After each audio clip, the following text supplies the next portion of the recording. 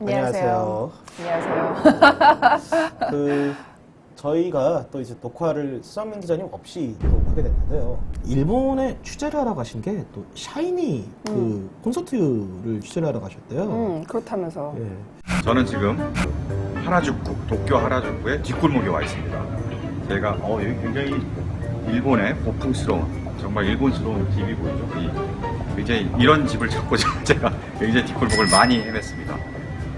저는 오늘 인력사롱, 제가 일본 출장을 오는 바람에 참여를 하지 못하게 됐는데, 방송에는 전혀 차질이 없기 때문에 저희 둘이 그냥 진행을 하기로 했습니다. 예. 오늘 특집이 착하지 않은 여자들이잖아요. 그래서 굉장히 아쉽습니다. 저 사실 이하나 씨 그리고 김인영 작가님 엄청난 팬이거든요. 그래서 예전에 메리대구 공방전 때부터 두 분을 워낙 좋아해서 실제로 당시에 이하나 씨 인터뷰를 제가 추진했습니다. 근데 막판에 제가 갑자기 개인 사정이 생겨서 다른 후배가 가면서 인터뷰를 결국 저는 못했어요. 그래서 이게 굉장히 한이 되기 때문에 이하나 씨 이번에 드라마 굉장히 잘 되고, 또 이후에 또 음악도 하잖아요. 또 좋은 음반을 내서 제가 또 이제 음악 기자로서 한번 인터뷰할 수 있는 기회가 꼭 왔으면 좋겠다는 말씀드리고요.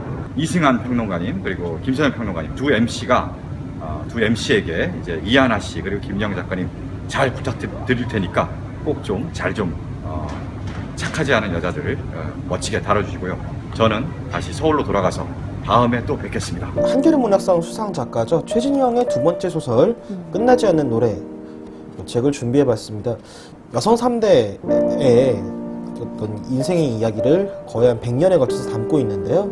자기 인생은 간장처럼 짜고 독한 맛이 전부인 줄 알고 살아가지만 다음 세대의 딸들은 꽃처럼 살아가기를 바라는 마음으로 이제 아무에게도 미움받지 않고 봄마다 활짝 피어나기를 바라는 어떤 여인들의 좀 약간 슬픈 이야기를 좀 담고 있습니다. 엄마한테 가장 듣고 싶은 말은 사랑한다가 아니라 언제나 행복하다라는 말이었다. 이 소설과 같이 읽어보면 좀 끄덕끄덕 할 수 있는 지점이 있을 것 같습니다. 여성 3대의 인생 유전을 다룬 끝내지 않는 노래, 오늘도 좋은 리플 달아주신 분들 5분 선정해서 보내드리겠습니다. 김장하고 묻어둔 김치톡이 터진다. 큰딸 벽에 막힌다. 프로그램 폐지라뇨? 작은딸 폭풍이 몰려온다. 손녀딸 돌뿌리에 걸린다. 할머니! 당신은 악마였다고 말해줄 거야. 야, 이 악마의 자식들아! 우리 집 새운수 대통. 참 특이해요. 이렇게 주중 드라마에 오랜만에 여성 3대의 이야기가 이제 전면에 등장한 게 굉장히 독특하지 않습니까? 저는 올해 본 드라마들 중에 아직까진 제일 괜찮은 것 같아요. 네, 저도 그렇습니다. 사실은 또 김인영 작가의 제가 또 개인적으로 팬이기도 하고요. 예. 나오는 배우들도 거의 다 팬이기 때문에, 그리고 참 오랜만에 등장한 여성들의 얘기잖아요. 그렇죠. 그렇기 때문에 사실은 이제 풍문으로 들었어도 되게 재밌고, 이제 펀치도 굉장한 팬의 입장에서 봤지만 이 작품을 저도 가장 현재까지는 즐겁게 보고 있고요. 제목부터가 착하지 않은 여자들인데요. 굉장히 전략적인 제목이에요. 실제로 여자들이 착하기 위해서 노력을 해야 살아남을 수 있다고 가르치지만, 사실 여성이 착하기만 하면 정말 살아남기 힘든 세상이거든요. 그러니까 이 세상에서 정말 살아남기 위해서라도 의도적으로 어떤 나쁜 여자의 탈을 쓰고 독하게 살아나가야지만 생존할 수 있는 여성들의 조건을 이제 잘 보여주는 그런 제목이고요. 안국동 강선생이라는 요리 전문 학교를 운영하고 있는, 그러니까 학원이라고 해야 될까요? 네, 뭐 재벌가의 만화님들을 예. 대상으로 요리 강습을 펼치는 제아의 요리 고수죠. 예. 강순옥 여사가 네. 이제 여성 1대입니다. 네. 김혜자 배우가 연기를 하고 있고요. 네. 남편과 결혼을 했지만 남편은 자신한테 한 번도 마음을 주지 않았고 네. 늘 다른 여자를 바라보고 있었고, 그것 때문에 굉장히 마음앓이를 하다가 어느 날 남편의 집을 나가서 죽었다는 이야기만 들려옵니다. 그래서 어떤 그 한과 원망, 그런 것들을 가지고 지금까지 살아오면서 딸 자식 둘하고 손녀를 키워냈다라는 것에 큰 보람을 느끼고 살고 있는데요. 그렇죠. 그리고 이제 2대에, 그러니까 김혜자 선생님이 연기하는 강순옥의 두 딸로, 이제 첫째가 도지현 씨가 연기하는 김현정이라는 인물인데요. 이 인물은 이제 방송국 앵커죠. 톱의 커리어를 달리다가 나이가 이제 40대 후반에 들어서면서 이제 젊은 후배들한테 밀려서 자리를 내줘야 하는 그런 압박을 받고 있는 그런 캐릭터로 등장을 하고요. 이제 이 작품의 실질적인 중심 인물인 이제 둘째 딸 김현숙을 연기하는 배우가 최시라 씨인데요. 이제 70년대 아이돌이죠. 레이프 가레에 막 열광하는 여고생이었고 공부에는 관심 없고 춤이나 노래, 공상에 관심이 많았던 학생이었는데 열광하는 모습이 이제 사진에 찍히는 바람에 문제 학생으로 찍히고 그러니까 신문에 대문짝만하게 실려서 문제 학생이 되고 선생님과의 어떤 갈등을 빚다가 결국 이제 고등학교를 퇴학을 당하고 이제 중퇴를 하게 됩니다. 그래서 어떻게든 대학을 가보려고 이제 과외 선생을 붙여줬는데 과외 선생님하고 이제 눈이 맞아가지고 이제 결혼을 일찌감치 해버리고 언니는 되게 잘났고 남편도 엘리트고 되게 주눅 들어있는 상태로 딸 자식 하나만 잘 키우는 걸 바라보면서 살아왔는데 잘 키워놓고 봤더니 자기 인생이 너무 허망한 거예요. 남편은 뭐 자기하고 거의 별거하다시피 해가지고 뭐 해외여행을 갔는데 그 와중에 재혼한다는 이야기가 들려오지, 딸은 엄마가 창피하다고 자꾸 나서지 말라 그러지. 네. 자기는 어떻게든 집안에 도움이 돼보려고 집안 재산을 운용을 해보겠다고 홀라당 들고 가서 선물 옵션에 넣었는데 다 말아먹었지. 김현숙이 자신의 인생을 보상받기 위해서 혼신의 힘을 다해서 정성을 들여서 키운 딸, 그러니까 3대죠. 3대가 이제 이하나 씨가 연기하는 정말이라는 인물인데요. 이 인물은 또 감정이 좀 다른 들지 않으세요? 시련을 그 같은 그 대학에서 인문학을 가르치는 강사로서 이렇게 감정이 그러니까 좀- 정말 이 친구가 엄마의 기대를 한 몸에 받고 외고, 명문대, 엘리트 코스를 쭉 밟아왔어요. 그리고 최연소로 이제 인문학 박사학위를 따고 최연소 교수 자리만 노리고 있는데 요즘 인문학 강좌를 듣는 수강생이 점점 줄고 있다라는 어떤 위기감에 학생들을 끌어모으고 이제 환심을 사기 위해서 거하게 모아놓고 짜장면을 사는데, 이게 언론에 뭔가 이렇게 학생들을 뭐 다단계식으로 영업을 하는 것처럼 보도가 잘못 나가는 바람에 이제 하루아침에 강사직에서 밀려나죠. 예, 영업을 한 건 맞잖아요. 그렇죠. 그래서 원래 뉴스 리포트는 이렇게 다단계로 이렇게 데리고 왔다. 뭐 복학생에게는 뭐 무조건 A프를 준다. 뭐 이렇게 이야기를 쭉 해놓고 네. 하지만 인문학이 점점 설당이 줄어드는 현실에서는 어쩔 수 없는 선택이었을 겁니다라고 변호가 들어가야 되는데 갑자기 뉴스 속보가 치고 들어오면서 탈영병 뉴스 속보가 예. 갑자기 뜨는 바람에 정작 중요한 얘기를 못하고 하여튼 그 뉴스를 계기로 해서 수업이 폐강이 되고요. 강사 자리를 순식간에 잃고 부업으로 하던 논술 강사직에서마저 밀려나면서 카페 알바직을 전전하면서 제2의 어떤 성장통을 맞이한 그런 인물이에요. 첫 화부터 숨이 턱턱 막혀요. 그러니까 네. 강소영 여사가 카메라 정면으로 보면서 그게 다예요? 물어보면은 장광 씨가 연기한 이렇게 유명 점술가가 네. 아니 4주 난자 풀어가지고 써준 건데 뭐 이게 다지 뭐냐라고 물어보면은 여자 4명 운수가 다 뭐 땅속에 묻은 김장뚝이 깨진다 뭐 큰 딸은 갑자기 뭐 발에 걸려 넘어진다? 뭐, 이런 예. 식으로 쪽박 운세만 줄줄이 나열되는 바람에 그걸 꾸겨버리죠, 종이를. 그리고 정확하게 그대로 1화 안에 모든 게 다 전개가 되잖아요. 네. 사실은 여성들의 이미 이 땅에 태어난 순간 어떤 운명의 굴곡에 얽매일 수밖에 없는 여성들의 입장을 가장 잘 압축해서 보여주는 그런 오프닝이었다는 생각이 들어요. 그렇죠. 사실 이제 유전자 로또라는 생각을 지울 수가 없는데요. 네. 작품에 등장하는 등장인물들이 겪는 시련의 대부분이 남자였으면 이렇게까지 심하게 겪을 일은 아닌 그렇죠. 종류의 일인 거예요. 네. 정마리가 강의가 폐강되고 나서 어떻게든 이 강의 폐강을 철회를 해달라고 서명운동을 막 받으러 돌아다니다가 같은 과의 남자 선배를 만납니다. 이제 선배도 와서 이거 좀 서명 좀 해주세요, 좀 도와주세요라고 얘기했는데 남자 선배가 여기서 너 도와줄 사람 아무도 없어. 강의 한번 크게 키워보려고 그렇게 수쓰다가 이렇게 된 건데 누가 도와주겠냐라고 얘기할 때 정마리가 얘기하죠. 아, 그럼 선배처럼 교수들 뒤에서 싸바싸바 해주고 술자리 같이 가지고 그런 사람들만 자리를 잡으라는 거냐. 사실 그 인적 네트워크, 인맥 네트워크가 사실 이렇게 대학생 남자들 사이의 그렇죠. 인맥 네트워크를 암시를 하고 있는 거잖아요. 네, 특히 대학원은 그렇죠. 네. 그래서 그 선배가 그러잖아요, 정마리한테. 이제 뭐 그만두고 시집이나 가. 그렇죠. 우리가 늘 이렇게 한국의 어머니상이라고 생각했던 김혜자 선생님이 네. 이제 한복을 곱게 차려입고 그 장모란을 딱 처음 보러 가서 처음 하는 일이 안녕하세요 인사를 하는 게 아니라 발길질이라거나 그렇죠. 그 장모란과 장미 씨가 연기하는 장모란과 이 김혜자 씨가 연기하는 강순옥 배우의 관계가 사실 이 드라마에서 저는 제일 재밌게 보는 관계인데요. 그러니까 말 그대로 그러니까 남편의 사이에도 연적 관계 같은 건데 이 장모란이란 인물도 역사가 또 나름대로 있잖아요. 그렇죠. 부잣집이지만 엄마가 세컨드 출신이라는 그런 어떤 편견 때문에 그런 편견에 늘 휩싸인 채 자라났고 사랑하는 남자가 있었지만 그 남자와 약혼한 상태에서 얘 세컨드의 딸이니까 피가 천하다라는 어떤 투서 때문에 파혼에 이른 그런 아픈 상처를 가지고 있는 그런 인물이잖아요. 그래서 뭐 외로움에 또는 홧김에 이제 김혜자 씨의 남편의 마음을 그냥 받아주는 그런 그렇죠. 입장이 된 건데요.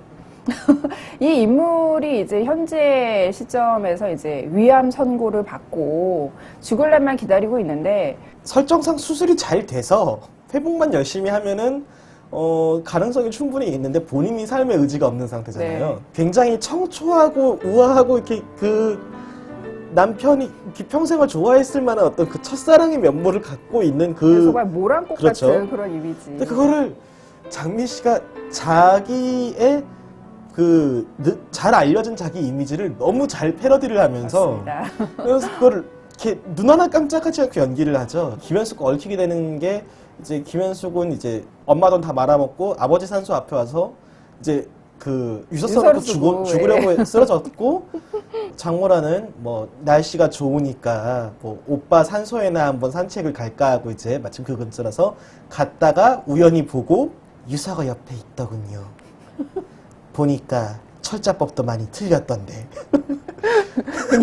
그냥 찢어버리고 잊어버려요. 다시는 죽지 말아요. 첫 회를 보면 사람들이 정말 사랑할 수밖에 없는 그 순간이 나오는데 그게 바로 이제 김혜자 씨가 평생의 그 연적이었던 남편이 품은 장모란이 위암이라는 얘기를 듣고 이제 김현숙을 앞세워서 그 집에 가자 이렇게 찾아가고요. 또 저희가 오늘 간식으로 케이크를 마련을 했잖아요. 예.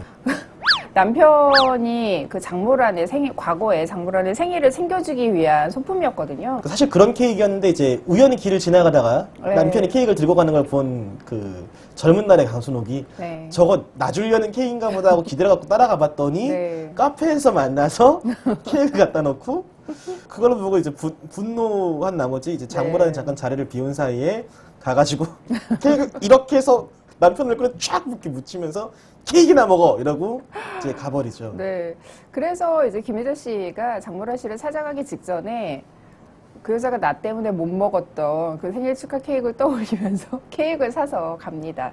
보자마자 너무 분노가 치밀어 오른 거죠. 남편에 대한 분노와 이 여자에 대한 분노. 단순한 어떤 질투 이런 게 아니라 그동안 얼마나 고생을 했어요. 남편이 가정을 버렸기 때문에 그 홀몸으로 여자 홀몸으로 두 자녀를 이렇게 키워서 뒷바라지를 했다라는 가장의 역할을 해야 됐다라는 어떤 한이 축적이 돼서 버선발로 하이킥을 날리잖아요. 그렇죠. 와, 그 장면은 정말 정확하게 명치에 꽂히잖아요. 그 장면은 정말 한국 드라마사의 길이 남을 네. 명장면. 사실 이 둘이 이렇게 화해를 어느 정도 할 수 있는 게 남편이 다 죽었다라고 생각하니까 지금 화해를 하고 자시고 하고 있는 거잖아요. 어떻게 보면은. 그렇죠. 김혜자 씨의 남편이 뭐 죽은 걸로 지금 알려져 있는데 그 죽은 배후에 뭔가 이제 장미 씨가 연관돼 있는 듯한 그런 단서를 흘리면서 문제는 죽은 줄 알았던 남편이 기억을 잃고 양로원에 멀쩡하게 살아있다는 거. 그러니까 이 작품에서 남자들은 그렇게 기억을 잃고 유령처럼 떠나 있거나 박혁건처럼 이렇게 산티아고에 가서 최실화의 남편이죠. 뭐 자신의 인생을 돌아보는 그런 과정을 거치거나 중심에는 늘 여자들이 있어요. 그렇죠. 이순재나 손창민, 박혁권, 뭐 사실 어디 가서 그렇게까지 주변부 내지는 배경의 인물을 연기할 배우들이 아니잖아요. 그렇죠. 그러니까 되게 재밌는 게 이 작품의 여성들은 그러니까 기존까지 어떤 남성 중심 드라마의 공식을 그대로 뒤엎는데 이 작품에서 여성들은 자신의 개인사적인 어떤 성장의 고민도 가지고 있고 또 사랑의 어떤 로맨스 코드도 가지고 있는데 남자들은 정말 철저하게 로맨스적인 그렇죠. 그 기능으로만 역할을 하는 그런 인물들이라 그것도 굉장히 재밌죠. 보고 있으면은 기분이 되게 묘하더라고요. 이순재 배우가 정말 한 화당 평균 출연 시간이 5분 미만으로 떨어지면서 그렇죠. 이렇게 등장할 때마다 떡밥만 슬쩍슬쩍 흘려놓고 빠지는데 그런 거를 연기하는 게 굉장히 자연스러워 보이고 또 즐거워 보여요. 그럼에도 불구하고 회당 출연료는 예. 밖에서 평균적으로 그럼 그 편해 보이는 게 입금의 만족감인 건가요? 그렇죠. 노동 시간 대비 입금의 만족감인 건가요? 그게 또 크게 작용하지 않을까요? 여자 둘이서 남자 하나를 놓고 할 땐 마치 여인들의 뭐 투기 뭐 이런 걸로 그려지잖아요. 근데 그렇죠. 여자들끼리 미묘한 연대감과 동료 의식을 가지고 있으면서도 이제 경쟁 의식을 경쟁 가지는. 의식, 예. 예. 그러니까 굉장히 여성을 입체적으로 그리는 거죠. 그렇죠. 복합적인 내면을 가지고 있는 존재로 그리는 거죠. 그리고 남자들은 쩌리로 그려지고. 그렇죠. 아니 근데 그게 가장 여성들이 원하는 저는 이상적인 남자의 모습이라는 생각이 들어요. 근데 그냥 평소에 날 자유롭게 해주다가 남자도 마찬가지잖아요. 그냥 사랑을 원할 때만 와서 예, 사랑의 감정을 나누는 예, 그런 인물 얼마나 편합니까? 사실은 여성 작가들이 남자를 나쁜 남자를 좋아할 거야 이러면서 싸가지 없는 인물만 그리지 말고 정말 여성들이 원하는 판타지는 뭔가를 다시 한번 생각할 필요가 있다는 생각이 들어요. 강순옥 여사 같은 경우는 또 이렇게 요리라는 또 그것도 이제 거의 궁중 요리에 가까운 요리를 어떻게 보면은 자기 직업이고 자기 커리어고 그렇죠. 이렇게- 그걸로 이제 다른 예, 데를 그렇죠. 키웠는데. 그러니까 그것이 어떤 그 자신의 자아 성찰과도 연결이 되어 있는 부분인 거란 말이죠. 그렇죠. 사실 김혜자 선생이 이렇게 요리를 많이 안 하시는 걸로 알려져 있잖아요. 그렇죠. 예. 뭐 국민 엄마라는 타이틀과는 달리 예전에 그 김수미 씨가 같이 출연한 토크쇼에서 이렇게 이 언니 김치도 안 담아봤을 거라고 뭐가 국민 엄마냐고 내가 국민 엄마지 요리로 하는 걸로 치면 본인도 그런 인터뷰를 했던 것 같아요. 요리하는 게 되게 어렵다고. 연기하는 건 안 어려운데 그게 어렵다고. 어쩐지 뒤에서 이게 다시다 좀 넣을 것 같고 미원 넣을 거 같고. 그래 이 맛이야 이러면서 미원은 고두심이었고요. 아 그런가요? 다시다가 김혜자였죠. 네. 그래 이 맛이야 고양이 맛 다시다였고 네 이제 맞습니다. 고두심 씨는 트럭 타고 가면서 사탕수수바 날리면서 이게 사탕수수래요 그러면서 미원 하면서 광고하는 거였고 뭐 MSG를 경시하는 문화에 밀려서 어느덧 광고계에서 잘 안 보이시네요. 저는 다시 좀 돌아왔으면 좋겠어요. 네. 말하자면은 처첩이 같이 동거를 하는 거잖아요, 사실. 그렇죠. 김혜자가 장모란을 보면서 항상 이렇게 병을 줬다, 병 주고 약 주고 병 주고 약 주고 계속 이러잖아요. 그렇죠. 그러니까 또 너무 우아하고 고상한 말투로 한밤중에 이제 장모라는 잠이 안 와서 자다가 일어나서 이렇게 거실로 나갔는데 이제 어두운 거실에서 등 작은 것만 하나 펴놓고 이 책을 뭔가 읽고 있는 거예요. 이제 강순호 여사가 그래서 무슨 책 읽으세요? 그러면 내가 장모란 씨한테 이 책을 추천하고 싶었어요. 무슨 책인데요? 하고 딱 주면은 파울로 코엘리의 불륜. 그러니까 디스하는 수준이 차원이 달라. 그렇죠. 그리고 제일 웃겼던 게 여기 이렇게 와 보니까 어떠냐고 신경을 물었더니 그 장모란이 대답을 하죠. 그 장미 씨 특유의 그 해맑고 우아한 얼굴로 이렇게 초라한 몰골로 앉아 있으려니까 이게 뭐 내 죗값을 치르는 것 같아서 한편으로는 후련한 마음도 든다고 그랬더니 김혜재 씨가 속에서 다시 또 울컥하고 올라와서 그러면서 비비크림을 왜 바르냐고 그랬더니 장모란이 커서 들어서 안 발랐어요. 그랬더니 발랐으면서 안 발랐대 이러면서 들어가잖아요.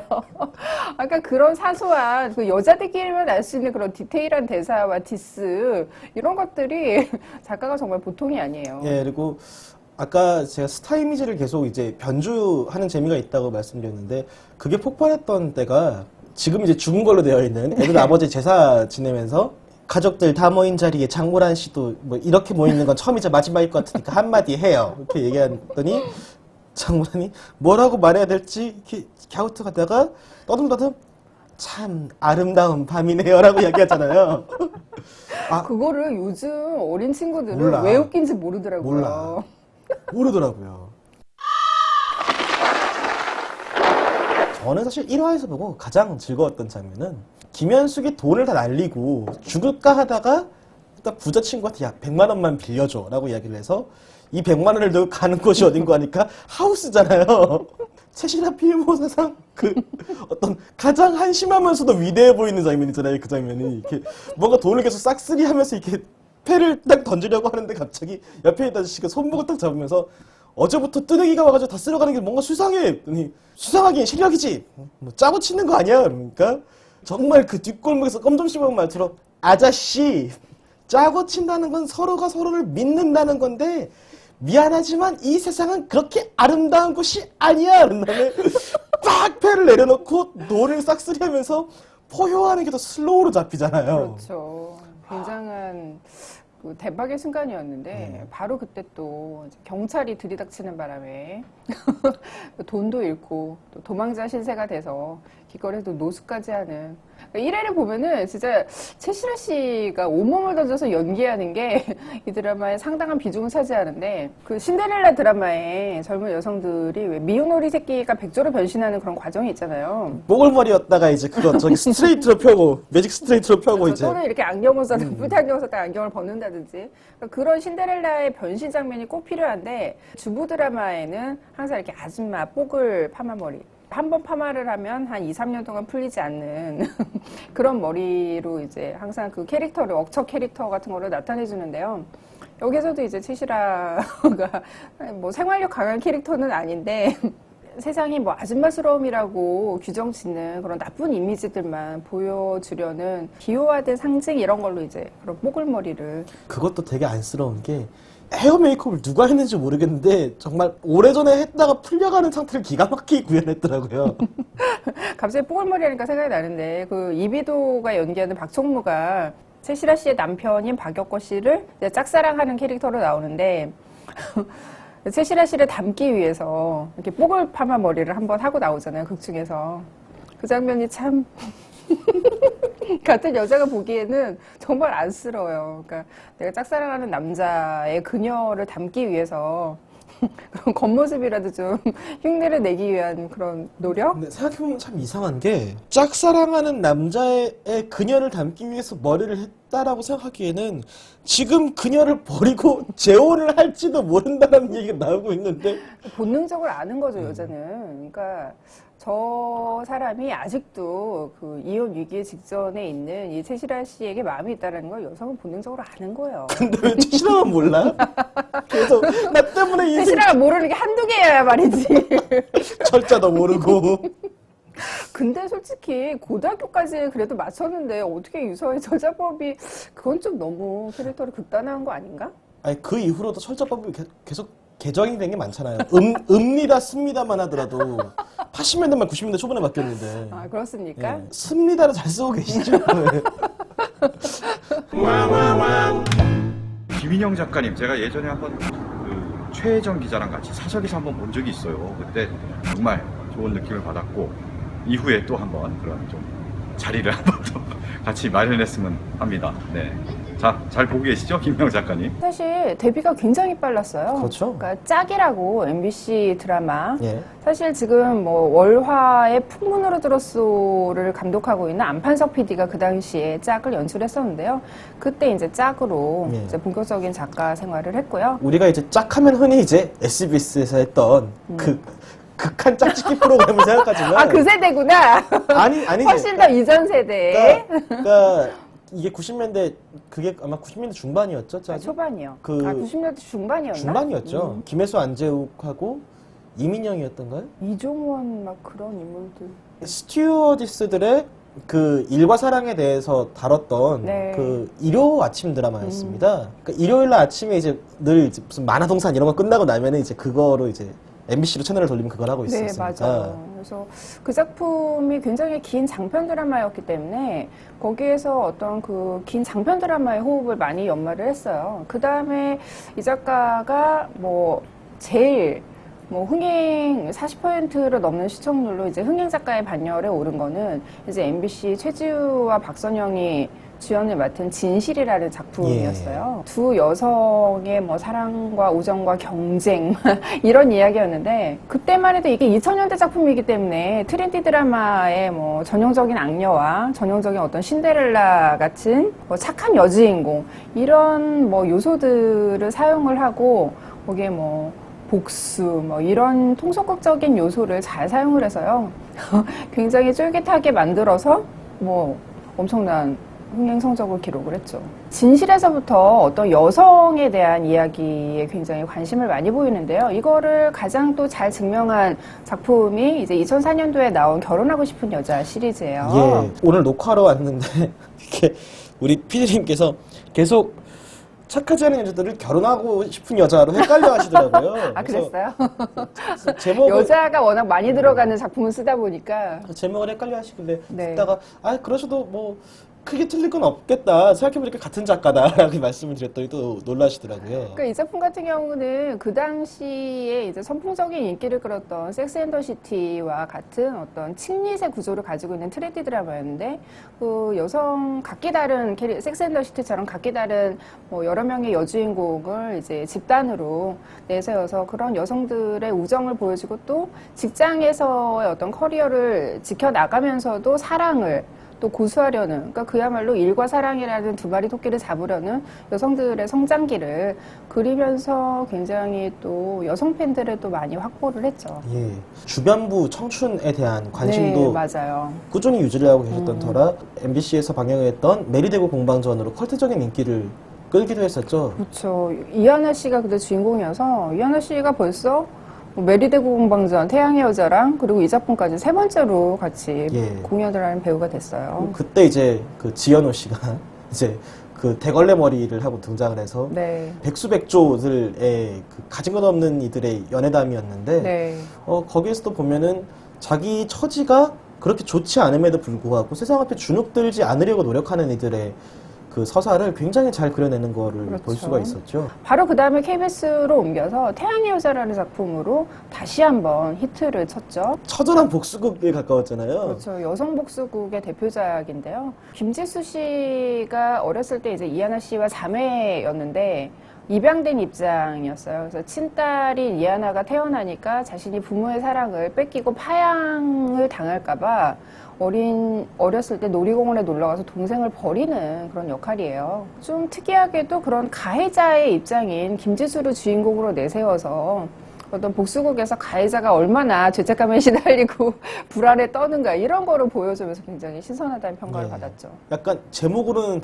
대구가 되는 네. 적도의 남자의 작가이기도 했습니다. 네, 한국 드라마, 특히 트렌디 드라마를 얘기를 할 때 여주인공 캐릭터는 물론 남주인공도 전형적인 재벌 2세들이 많지만 대신 남성 캐릭터들을 활약할 수 있는 다른 장르들이 많잖아요. 뭐 스릴러도 있고 뭐 펀치 같은 그런 사회극도 있고. 근데 여주인공은 사실 그렇게 전면에 나설 만한 작품이 그런 트렌디 드라마밖에 없는데 대부분 캔디렐라라고 호칭되는 어떤 캔디형 캐릭터이거나 신데렐라 캐릭터에 갇혀있는 경우가 굉장히 많은데 김민영 작가는 꾸준히 그런 전형성을 깨트리려고 노력을 해왔던 작가고 특히 여성의 캐릭터를 그리고 이제 착하지 않은 여자들 같은 경우는 그래서 이제 김인영 월드의 어떤 종합판 뭐 작품 세계의 어떤 그런 총 집대성 같은 그런 작품이라고 예. 할 수가 있어요. 보고 있으면은 이렇게 다양한 여성 캐릭터들이 남성 캐릭터의 도움이라거나 선택을 받는다거나 어떤 남자들을 만남으로써 인생의 빈자리가 메꿔진다거나 하는 게 아니라 그냥 자신의 인생이 이때까지 뒤틀려 있던 걸 바로 잡으려고 노력하는 모습들을 이렇게 홀로 선 사람들 그 자체를 보여주고 있다라는 게 지금 초반부에 봤을 때 가장 큰 매력인 거죠. 사실 요새는 아무리 재밌는 드라마를 봐도 시계를 중간중간에 보긴 보거든요. 네.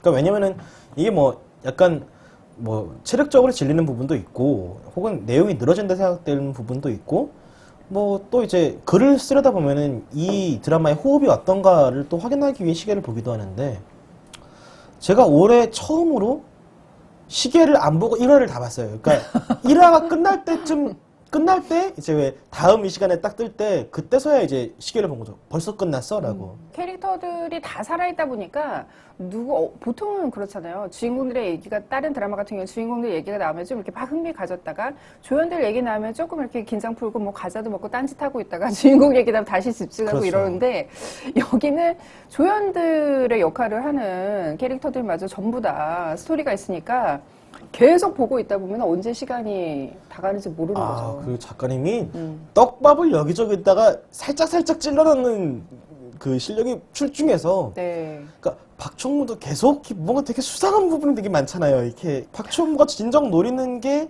강순웅 여사의 레시피인지 네. 아니면은 김현숙의 남편인지 둘 다죠, 사실은. 네. 네. 그러니까 굉장히 허투루 만만하게 볼 인물이 하나도 없는 거예요. 그러니까 사실 여기서 배우들 얘기를 저희가 너무 여배우들 얘기만 했지만 박여권 씨의 존재가 또 박여권 씨도 기존 이미지를 또 한 배반하지 않습니까? 예, 그러니까 그리고 또 박혁권 씨가 네. 지난 한 2년 정도간 계속 찌질한 남자 연기에 금자탑을 쌓았거든요. 그렇죠. 찌질미의 아이콘이라고 예. 불리기도 했던. 그러니까 대충 우리가 왜 밀회 보면서 아 이보다 더 찌질해질 수는 없겠다라고 생각했는데 그걸 펀치해서 가뿐히 뛰어넘지 않았습니까? 근데 이번 작품에서도 굉장히 네, 책임을 완전 지려는 훈남 남자. 남편으로 예. 나오죠. 김민호 작가는 남성 캐릭터를 그려줄 때는 입체적이진 않되 굉장히 판타지적인 이상적인 인물로 그리고 아, 있기 때문에 네, 굉장히 뭐 박여권 씨가 오랜만에 훈남의 이미지를 보여주고 있고요. 그래서 이 인물이 과연 최시라 씨랑 어떻게 다시 재결합을 하는가 이런 것도 또 나름 또 흥미로운 그런 관전 포인트죠. 저는 사실 좀 불안불안하긴 해요. 모든 캐릭터마다 이제 남자 캐릭터가 하나씩 이제 붙긴 붙는단 말이에요. 강순옥에게는 죽은 줄 알았던 남편이 살아 돌아오는 게 지금 이제 곧 만나게 될 것이고, 네. 그 도지환 씨가 연기하는 김현정 앵커는 홈페이지에는 보면 한국의 조지 클루니라고 적혀 있어요. 인물 설정상. 이렇게 손창민 배우가 연기하는 네. 이문학이라는 이렇게 거대 출판사 출판계의 거두. 예, 거대 출판사 사장과의 어떤 그 밀고 당기는 로맨스가 예정되어 있고 네. 김현숙은 뭐 우리가 아까 얘기했던 그 남편과 이제 재결합하느냐 마느냐의 문제가 있는데 이하나 배우가 연기하는 정말이 캐릭터에는 이제 검도도장 사범과 네. 그리고 그 방송국 기자 그러니까 앵커 출신의 이제 그렇죠. PD와 삼각관계까지 정말이를 잘못된 보도로 이끌어서 강사 자리에서 밀려나게 만든 김지석 씨가 연기하는 그 앵커 출신의 PD와 이제 삼각관계를 이루고 있죠. 예 자칫 이렇게 좋은 남자를 만났더니 인생이 행복해졌더라 혹은 여성 3대로만 이루어지면서 잘 지탱거는 가족에 남자들이 들었었더니 정상가족으로 완성이 됐더라라는 식의 판타지로 혹시 끝나게 되진 않을까라는 걱정이 좀 있는 거죠.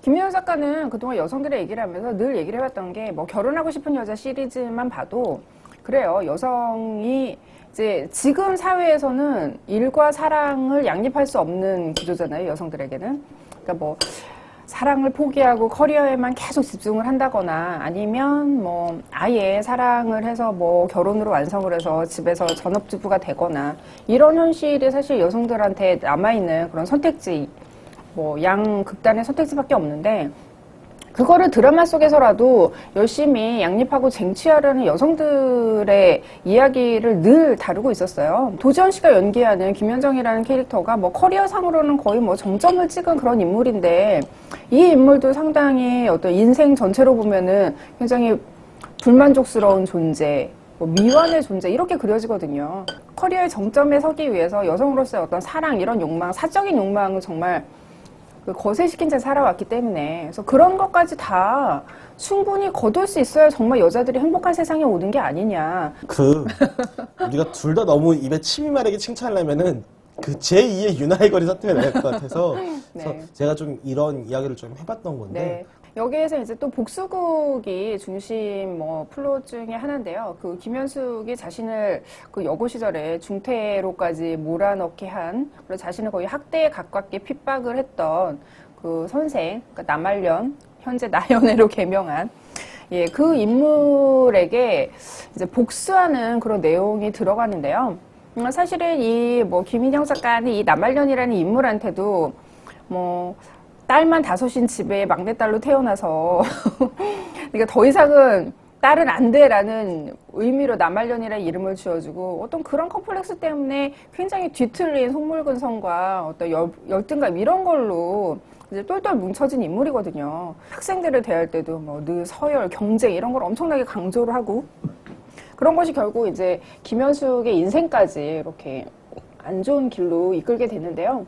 뭐 공교롭게도 뭐 복수 관계만, 은혼 관계만 있는 게 아니라 이 인물이 또 그 이하나와 로맨스를 펼치게 될 김지석의 어머니이지 않습니까? 그렇죠. 이제 뭐 그러니까 또, 친어머니는 아니지만. 네, 그러니까 로미오와 줄리엣 같은 그런 가족의 뭐 그런 가문, 뭐 결혼 구도의 어떤 대립 이런 것도 형성이 되는 거예요. 그러니까 너무 또 이렇게 여성 대 여성의 대결 구도로 가다 보면은 그것이 뭐 한쪽 캐릭터가 또 일방적인 악역으로 망가질 수도 있는 그런 우려가 있는데 우리가 극 중에서 남자와 남자가 뭔가 경쟁을 하는 구도는 이걸로 트집을 잡는 사람이 아무도 없어요. 그렇죠. 근데 여자하고 여자가 뭔가 경쟁을 하는 구도가 되면은 사람들 그런 얘기 있잖아. 역시 여자의 적은 여자야. 그렇죠. 그럼 뭐 어쩌라고. 그러니까 그런 프레임에 다시 갇히게 될 그런 우려를 항상 이제 신경을 써야 되는 거거든요.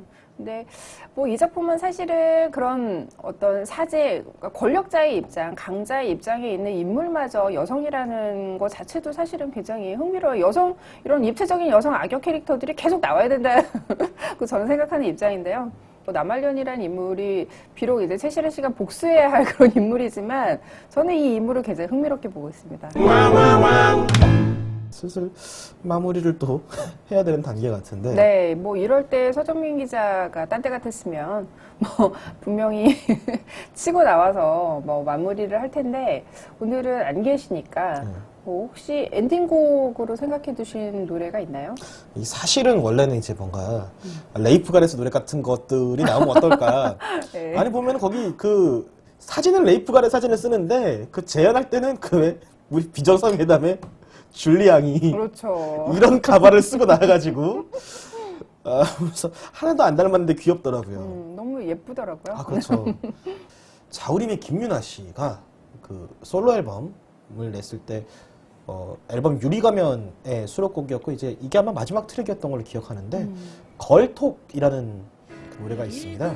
세상의 쓴맛 단맛 다 본 산전수전 다 겪은 기센 언니가 이제 그 여동생들에게 불러주는 것 같은 좀 다정다감한 톤으로 부른 노래인데요. 너는 반짝이는 작은 별, 아직 높이 뜨지 않은 생이 너에게 열어줄 길은 혼란해도 아름다울 거야. 수많은 사람들과 넌 만나게 될 거야. 사랑도 미움도 널 더욱 잘하게 할 거야. 이 노래를 뭐 그 강수롱 여사에게 불러줄 수는 없겠지만 이렇게 언니가 그 여동생들에게 또 이제 그 윗세대가 아랫세대들에게 이제 당부하고 전하는 이야기라서 이번 방송하고 좀 어울리지 않나. 그래서 저는 이 노래를 한번 밀어보겠습니다. 네, 좋네요. 네. 저희가 늘 이제 메인 MC 도대체 역할이 뭐냐라고 얘기를 했었는데 네. 이제 보니까 메인 MC 역할이 약간 이야기가 너무 전문적이 되지 않도록 교육방송이 안 되도록 잡아주는 이제 완충제 역할이었구나라는 걸 다시 한번 느끼면서 네. 저희가 또 다음 주에는 셋이서 인사드릴 수 있도록 네. 꼭 이렇게 일본에서 모셔와서 네. 이렇게 같이 인사를 드리도록 하겠습니다. 네, 혹시 뭐 삶이 지루하신 분, 재미없으신 분이 있다면 네, 이렇게 좀 웃기고 재밌는 드라마 한 편 보시는 것도 나쁘지 않을 것 같으니까요. 예, 많이들 봐주시길 홍보 멘트로 저는 끝을 맺고 싶네요. KBS 홍보실에서 나오셨어요? 자, 그럼 오늘 네. 자, 김윤아의 걸톡 들으면서 오늘 네. 방송 마무리하도록 하겠습니다. 네, 수고하셨습니다. 수고하셨습니다. 그 옛날에 그런 게가 있었잖아요. 그 왜? 이거 편집될 것 같은데? 그 왜? 김은자 씨한테 누가 귤을 한 상자 보여줬는데 하나 까먹고 나서 이제 너무 신대서 다 까먹고 나서 이제 고향에서 붙여준 귤을 다 먹고 나서 고향의 맛은 다 시다라고 이렇게 이야기를 했다는. 죄송합니다. 무슨 편집해주세요. 말이에요? 고향의 맛 다 시다. 다 시다고 귤이. 미안해요. 편집 반드시 편집해줘. 이거 뭐 재미도 없고 리듬도 떨어지고 반드시 편집해주세요. 아무튼 예. 네. 어디까지 얘기했지?